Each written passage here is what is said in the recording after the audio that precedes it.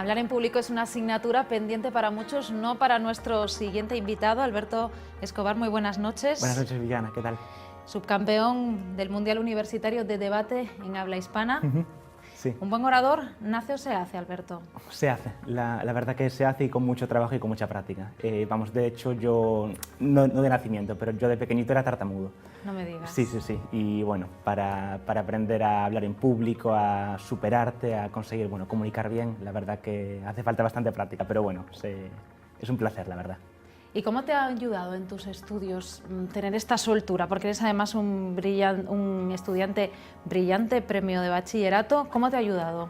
Bueno, la verdad que me ha ayudado muchísimo. En primer lugar, para aprender que la universidad no acaba en las aulas, sino que hay todo un mundo universitario, académico, de aprendizaje fuera de lo que es la educación formal. Y en segundo lugar, yo estudio Derecho y claro, para un abogado que no sabe hablar en público es como un médico que no le gusta la sangre, que no puede ser. Entonces, adquirir esa confianza y saber argumentar, saber hablar bien en público, es una competencia fundamental tanto en la universidad como para el ejercicio profesional. Ya tienes la mitad ganado.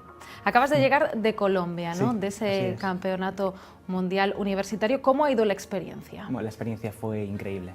La verdad, fueron 10 días de debate y de discursos continuos con estudiantes de habla hispana de más de 50 universidades del mundo.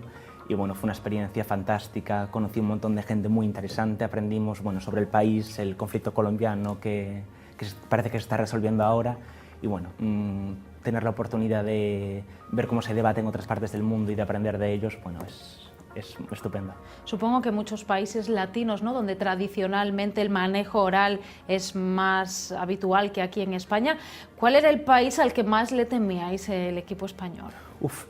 Las delegaciones más grandes eran México y Colombia, y Colombia finalmente acabó ganando en la Universidad del Rosario, y es cierto que ellos tienen desde en la escuela y en la universidad una tradición de oratoria, incluso integrada en el plan de estudios, que sí que echamos en falta aquí en la universidad en España. Pero llegaron a la final de debate, 2 equipos españoles de 4, así que sí que supieron defender el honor patrio. Así que España está bien valorada. ¿Tú cómo lo dirías? ¿Está bien valorada a nivel de oradores en estos concursos, en este mundial? Por supuesto. De hecho, de los 10 mejores oradores del ranking del mundial, creo que 7 o 6 eran españoles. Entonces, España sí que tiene un gran nivel en oratoria y nos alegramos de que cada día más en las universidades y en los institutos se ponga en valor y se reconozca el papel que tiene la oratoria y la comunicación en la educación. Comentabas, ¿no?, y comentas que en los planes de estudio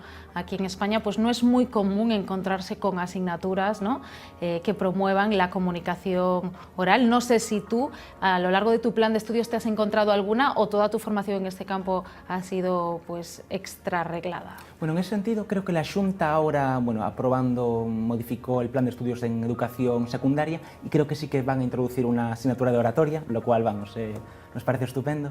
Y en la universidad sí que con el plan Bolones intentaron introducir un par de asignaturas de comunicación, pero sí es cierto que por falta de tiempo, por falta de medios, ahora mismo la universidad no ofrece todo el papel a la oratoria que nos gustaría. Pero siempre los estudiantes somos conscientes de que hay un mundo más allá de las aulas y que se puede aprender a argumentar, a tener un pensamiento crítico, no sentándose y con un profesor delante.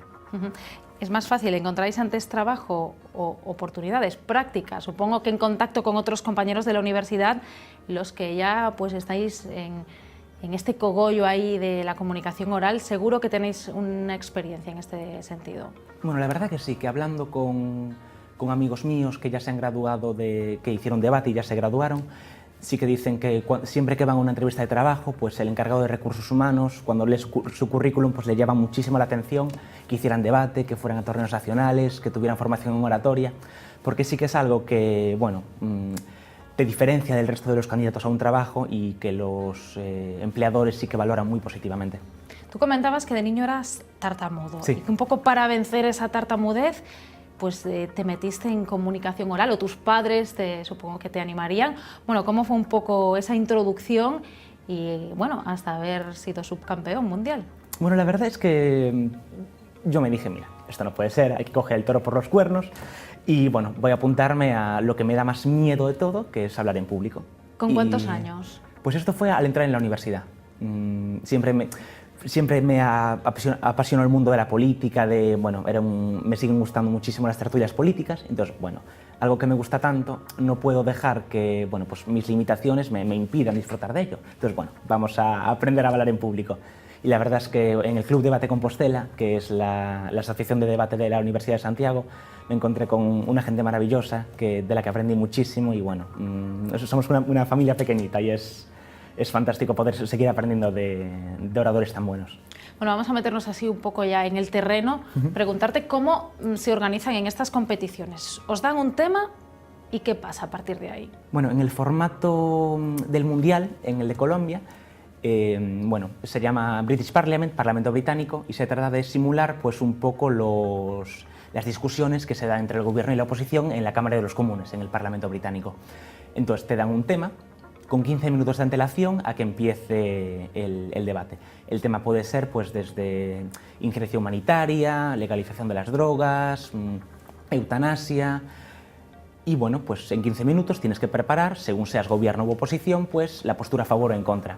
Y la verdad es muy bonito tener la oportunidad de tener en el lugar de personas que no piensan como tú, poder razonar argumentos con los que no estás de acuerdo, también te abre muchísimo la mente en ese sentido.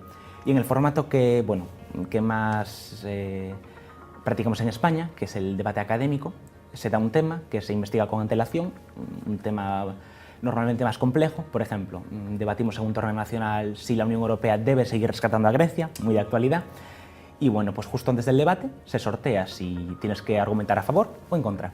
Y bueno, esa labor de investigación y de argumentación también de las dos posturas es muy enriquecedora. ¿Cuál es el tema que te ha resultado más difícil de argumentar en tu experiencia como orador? No sé si... el tema más complicado. O algunos de los más complicados.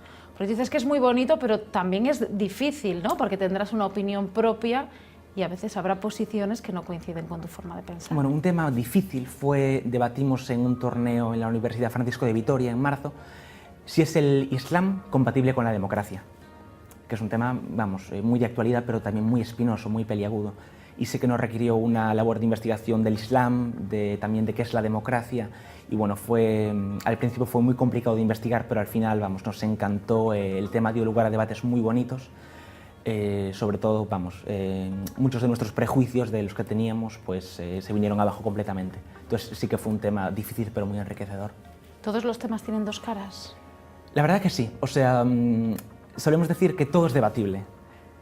Por ejemplo, curiosamente, en un torneo que coincidimos, llegamos a la final, un equipo todo de chicas y un equipo todo de chicos. Y a las chicas les tocó argumentar en contra de la legalización del aborto y a los chicos a favor de la legalización del aborto, algo que a priori te podría pensar que sería al revés, ¿no? Y bueno, todos los temas, por muy complicados que sean, sí que tienen dos caras. Decimos que la verdad es poliédrica, ¿no? Y ver, pues, esas otras opiniones, esos otros argumentos, entender por qué el contrario no piensa como tú, sí que, es fantástico. Y en una democracia, es fundamental. Ahí se ve tu faceta de futuro abogado, ¿no? De siempre tener que estar en los dos lados. Sí, sí, sí. Bueno, pues vamos a hacer un experimento, te vamos a proponer un tema más fácil que el Islam. Y vamos a ver unas imágenes. El tema que hemos pensado es los toros, un tema que está de actualidad a nivel nacional y también en Galicia. Vamos a pedirte que argumentes a favor y en contra. De acuerdo. Primero, ¿se deben prohibir los toros en Galicia? Sí, a favor. Ante la pregunta de si se deben prohibir los toros en Galicia, adoptamos una postura a favor. Pensemos que en el siglo XVIII el rey ilustrado Carlos III quiso prohibir los toros por considerarlos una costumbre bárbara. Sin embargo, se encontró con la oposición del pueblo, que era en su mayor parte analfabeto. 250 años después, parece que no hemos avanzado demasiado. Seguimos teniendo un rey Borbón y además seguimos permitiendo las corridas de toros en Galicia, porque queremos avanzar. Es que proponemos la prohibición de la tauromaquia en Galicia y en España. Y lo hacemos por dos sólidos argumentos, un argumento animalista y un argumento humanitario. En cuanto al argumento animalista, no nos parece ético y creemos que no debería ser legal disfrutar con el sufrimiento de alguien, aunque ese alguien sea un animal, sea un toro. Si no es ético y tampoco es legal despellejar a un gato en la plaza del pueblo, que es una barbaridad, tampoco es ético y tampoco debería ser legal pues torturar, acuchillar a un toro en la plaza mayor. y por un argumento también humanitario, porque queremos evitar las muertes de toreros o de participantes en los encierros que se dan cada año. El Estado no puede permitir que arriesguen su vida de forma tan absurda, aún con su voluntad. Por esos dos argumentos, por un argumento animalista y por un argumento humanitario, estamos a favor de la prohibición de los toros. ¿En contra? En contra. Si no te gustan, no vayas. Con esta simple fórmula se podría resolver el debate acerca de la prohibición de los toros en Galicia y en España. Y tenemos 3 argumentos en contra de la prohibición de los toros. Un argumento de libertad, un argumento de cultura y un argumento de economía.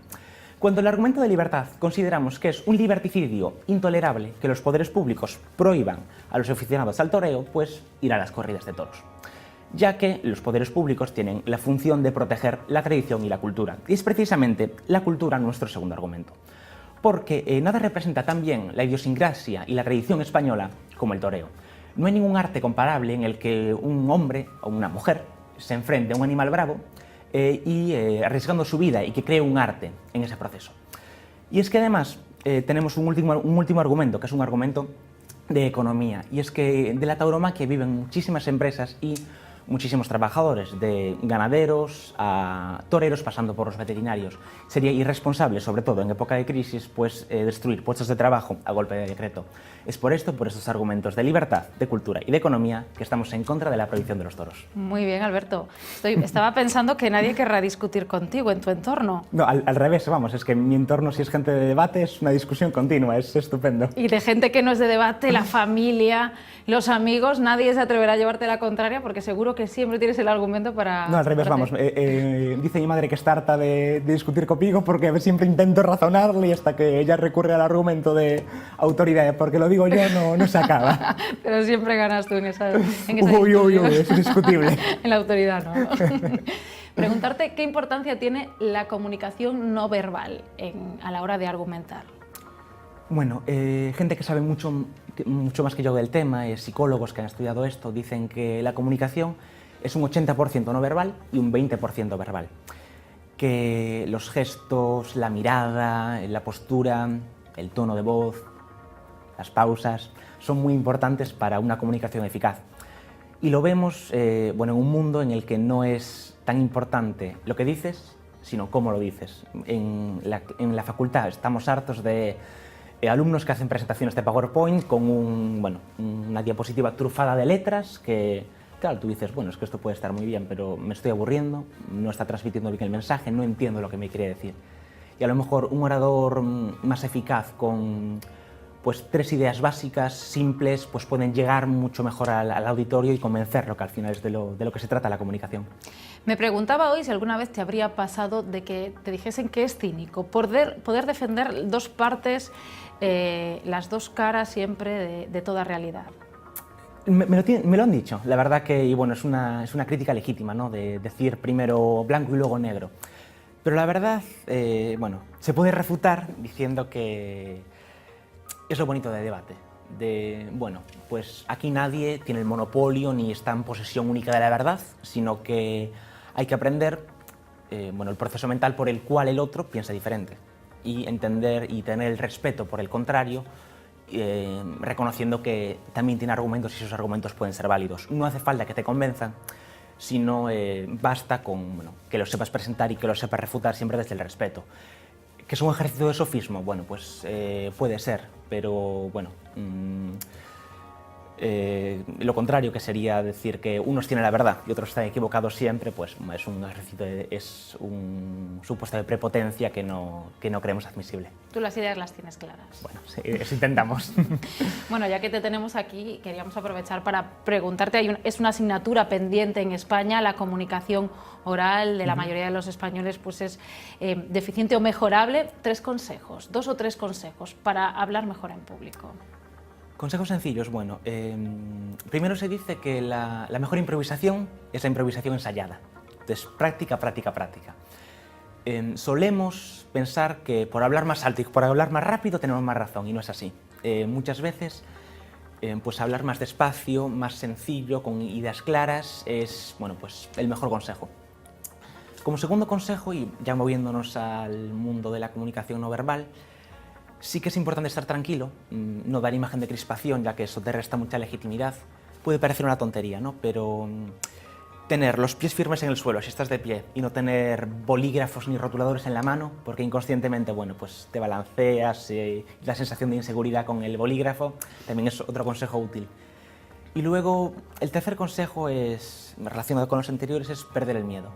Estamos poco acostumbrados a, bueno, a hablar en público porque no tenemos esa tradición en nuestro país, ¿no?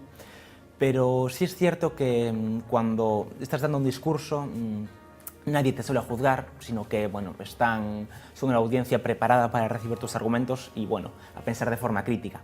Pero no hay que tenerle pavor ni miedo a la audiencia, porque no se te van a echar encima. Y bueno, tener las ideas claras, controlar tu comunicación no verbal y perder el miedo, supongo que practicar.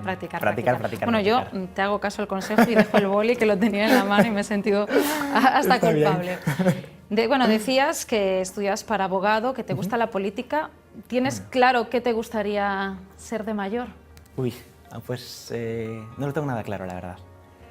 Entiendo que es fundamental seguir formándome, que me apasiona el mundo de la comunicación y querría seguir, pero bueno, aún tengo un año por delante de carrera, que espero que me venga la inspiración divina y encuentre mi vocación.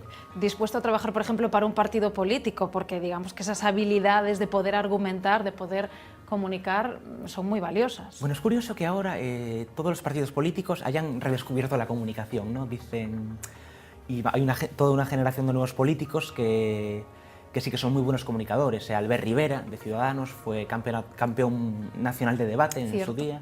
Pablo Casado, ahora una figura emergente del Partido Popular, también es muy buen comunicador. Y bueno, repiten los gobiernos que tenemos un problema de comunicación. En ese spot promocional del Partido Popular que decía Carlos Floriano, es que nos ha faltado piel, María Dolores. Pues claro, reconocen que la comunicación es esencial, que la política no es solo hacer, sino también explicar lo que haces y explicar por qué lo haces. Así que no te importaría, porque están tan necesitados que a lo mejor podrías echarle una mano. Meterse en política es un jardín, tampoco... Un buen jardín. Bueno, te despedimos con una frase de tu propio Twitter. Dice, no le contéis a mi madre que soy orador, ella cree que soy pianista en un burdel, que es un chiste relacionado con el periodismo y que te prestamos pues, con todo el orgullo. Muchísimas gracias, bueno, muchísimas gracias Alberto, a ti. por estar aquí en V Televisión. Nos vamos a publicidad y a la vuelta conciertos y festivales para el fin de semana. Hasta ahora.